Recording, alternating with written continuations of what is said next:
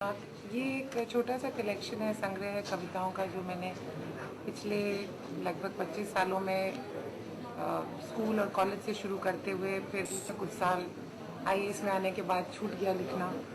उसके बाद धीरे धीरे वापस तो ये एक मेरी एक मैं कहूँगी एक जर्नी है, एक सफ़र है, जो एक कहानी नहीं है, एक अलग अलग मोमेंट्स, अलग अलग अनुभव जो सच्चे लगे हों, चाहे वो खुशी के हों, चाहे दुख के हों, चाहे आशा के हों, उनका एक संग्रह है। और मैं आशा पलों की शुरुआत कब हुई थी, कब आपने? शुरुआत तो जैसे मैंने कहा, स्कूल से ही मुझे शौक था लिखने का, और उस वक्त लिखना आसान था, लगता था। फिर समय आया, जॉब, मैरिज, बच्चे, जब लिखना प्रैक्टिकली छूट गया, और फिर धीरे धीरे उसको मैंने रीडिस्कवर किया है।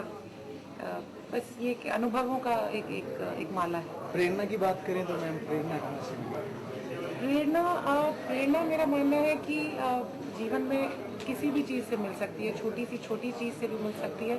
और प्रेरणा हमेशा एक पॉजिटिव वर्ड नहीं है। आपको किसी दुखद अनुभव से भी प्रेरणा मिल सकती है कुछ लिखने की, क्योंकि कविता वैसे भी मैं समझती हूँ, आप जब खुश होते हैं तो सिर्फ खुश होते हैं, जब आप दुखी होते हैं तब आप सोचने बैठते हैं कि ये क्या हुआ, क्यों हुआ, और मैं इसका क्या करूँ। कई बार कविता में वेदना या दर्शन इसलिए ज़्यादा होता है, और जो एक सिंपल खुशी है उसके लिए तो मैं समझती हूँ जो गीत हैं हमारे, लोकगीत, फिल्मी गीत, वही काफ़ी है। लाइफ ऑफ लाइट के कुछ पलों में से अगर कुछ हमारे दर्शकों के लिए अगर आप कुछ बोलें।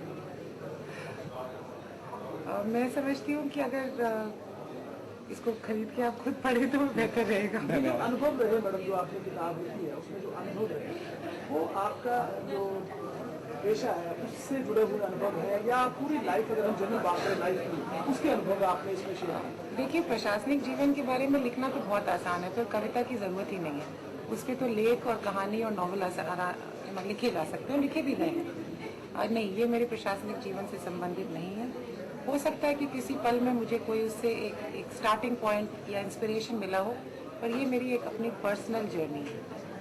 तो जैसे अगर हम आपकी प्रशासनिक जीवन की बात करें या आपकी पर्सनल जिंदगी की बात करें तो काफ़ी हेक्टिक रहता है आपका शेड्यूल, फिर भी उस समय में से इसको निकाल कर लिखना बड़ा मुश्किल होता है। हाँ, थोड़ा तो नाइट आउल जिसे कहते हैं होना पड़ता है, क्योंकि आप कविता शायद खामोशी में और तन्हाई में जन्म लेती है, तो वो खामोशी और तन्हाई इंसान को ढूंढनी पड़ती है अगर कविता आपके लिए मायने रखती है और आपके जीवन में वो अगर आपको वैल्यूबल लगती है, क्योंकि जो चीज़ आपको मायने रखती है उसके लिए आप हमेशा समय निकालते हैं।